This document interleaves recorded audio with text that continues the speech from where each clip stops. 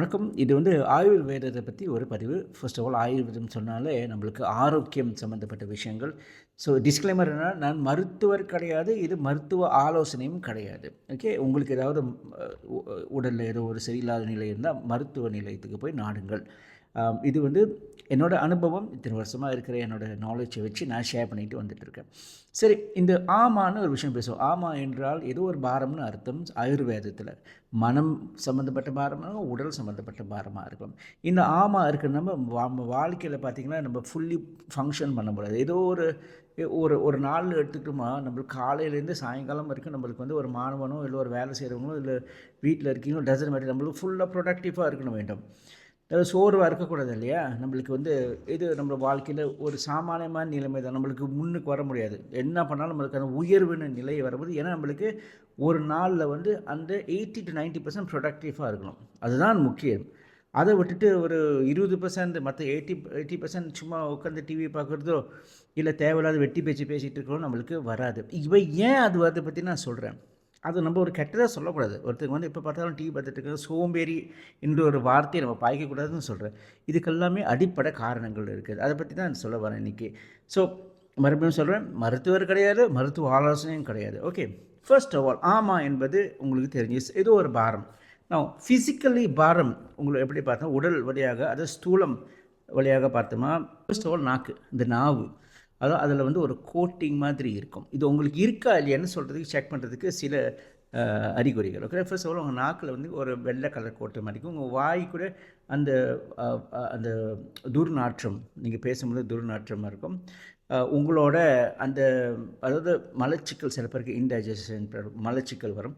சில பேருக்கு வந்து அந்த மலம் கழிக்கும் பொழுது சரியான துர்நாற்றம் வரும், அதுவும் இருக்கிறது. உடம்பு எப்பயுமே ஒரு சோர்வான நிலையில் தான் இருக்கிறது, அப்படியே டயர்டாகவே இருக்கிறது. தூங்கி ஏஞ்சா கூட எப்போ பார்த்தீங்கன்னா ஒரு மாதிரி சோர்வான நிலைமை. இதெல்லாம் some of the basic things உங்களுக்கு கண்டிப்பாக இருக்கும். அதாவது உட்காந்து எந்திரிக்க கூட சம்டைம்ஸ் கஷ்டப்படுற மாதிரி நிலையில் தான் இருக்கும். உங்களுக்கு காலில் எந்த பிரச்சனை இருக்குது, கையில் எந்த பிரச்சனை இருக்குது, but just feel very heavy. ஜென்ரலாக ஹெவியாக இருக்கிற ஒரு விஷயம். இதெல்லாம் ஏன்னு அப்புறம் சொல்கிறேன். ரெண்டாவது வந்து உங்களோட மைண்டு வந்து எப்படி இருக்கும்னா, பிரெயின் ஃபாக் இருக்கும். அதாவது ஒரு விஷயம் நம்மளுக்கு வந்து சரிவாக தெளிவாக கவனம் இருக்காது. இப்போ மாணவி ஸ்கூலில் இருக்கீங்க, படிக்கிறீங்க, டீச்சர் சொல்லிக் கொடுக்குறாங்க, ஏதோ கொஞ்சம் நேரம் தான் இருக்கும் அவங்க சொல்லி கேட்குறது. அதுக்கப்புறம் மைண்ட்லாம் வேறு இடத்துக்கு போயிடும். அதுக்கப்புறம் டீச்சர் உங்களை கூப்பிட்டாலும் உங்களை அப்படியே திருத்தின்னு முழிப்பீங்க. ஓகே. கிளாஸில் உங்களுக்கு கவனப்படுத்த முடியலன்னா ஆஃப்கோர்ஸ் உங்களுக்கு கிரேட்ஸும் குறைவாக இருக்கும். ஓகே. ஸோ இது வந்து ரொம்ப காமனான விஷயங்கள். வேறு இடத்துல மீட்டிங் இடத்துல அப்படி தான் இருக்கும். மீட்டிங் நடந்திருக்கும், உங்கள் மைண்ட் வேறு இடத்துக்கு போயிடும். சில சமயம் மீட்டிங்கில் தேவையில்லாத விஷயங்களை பேசி உங்கள் பேரை நீங்களே கெடுத்துவீங்க, பிகாஸ் இந்த பிரெயின் ஃபாக் இருக்கிற விஷயம். இன்னொரு திங் இஸ் இமோஷனல் அப்ஹீவல்ஸ். அதாவது உங்களோட உணர்ச்சிகளை கூட ஒரு குறைபாடு இருக்கும்.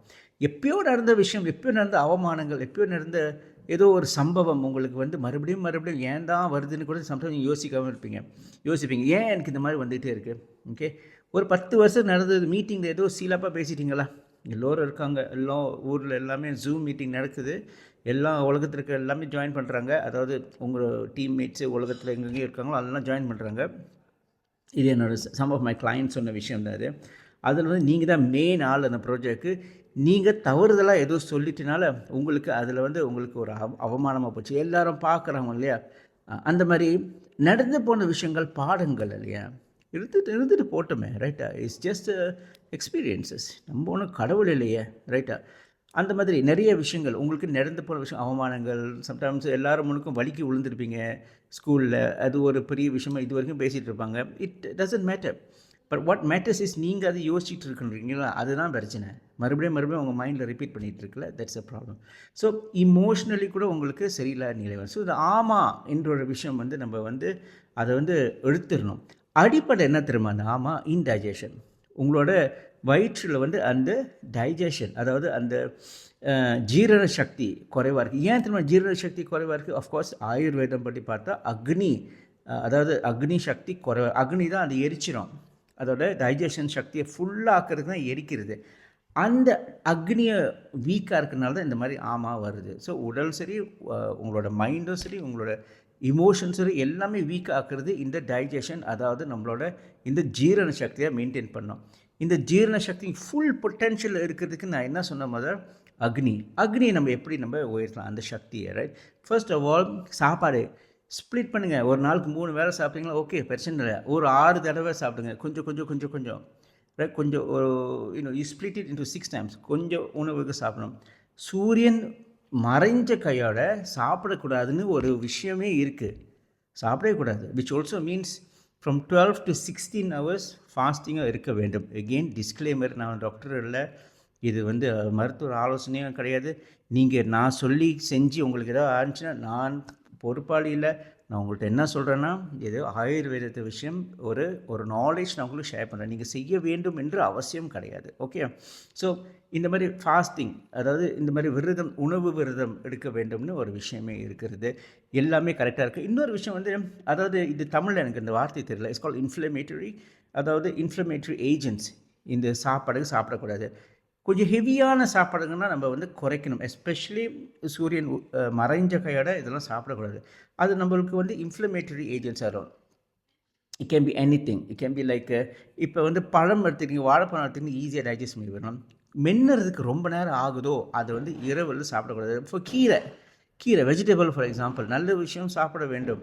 ஆனால் ஈவினிங் போல் சாப்பிடக்கூடாதுன்னு ஒரு விஷயமே இருக்குது. இன்ஃப்ளமேட்டரி ஏஜென்ட்ஸோட சாப்பாடு லிஸ்ட்டு உங்களுக்கு வேணுமா, இதெல்லாம் சாப்பிடக்கூடாதுன்னு ஒரு லிஸ்ட்டு வேணுமா, ChatGPTயில் கூகுளில் போட்டு இன்ஃப்ளமேட்டரி ஃபுட்னு போட்டு தேடுங்க.